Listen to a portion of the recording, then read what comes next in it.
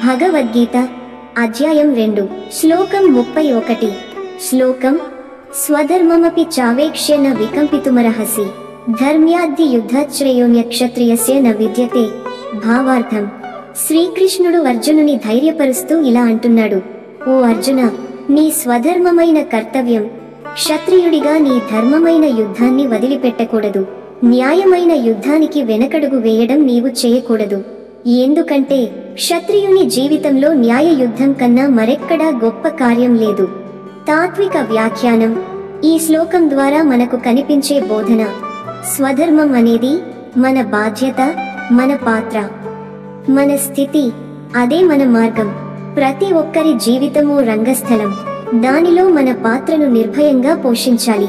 అర్జునుడికి అది యోధుడి ధర్మం, మనకు అది ఉపాధి, కుటుంబ బాధ్యత లేదా సమాజ పట్ల న్యాయం చేయడం కావచ్చు. నేటి జీవన పాఠం, జీవితంలో మనం ఎదుర్కొనే ప్రతి పరిస్థితిలో ధర్మాన్ని నిలుపుకోవడం ముఖ్యం.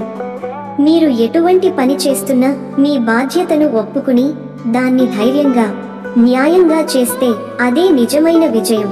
శ్రీకృష్ణుడు ఈ శ్లోకం ద్వారా మనకు చెబుతున్నది, నీ కర్తవ్యంలో తడబాటు వద్దు.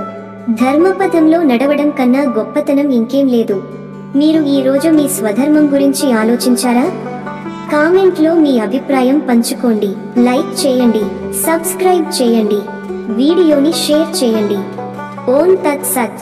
ధన్యవాదములు. జై శ్రీకృష్ణ.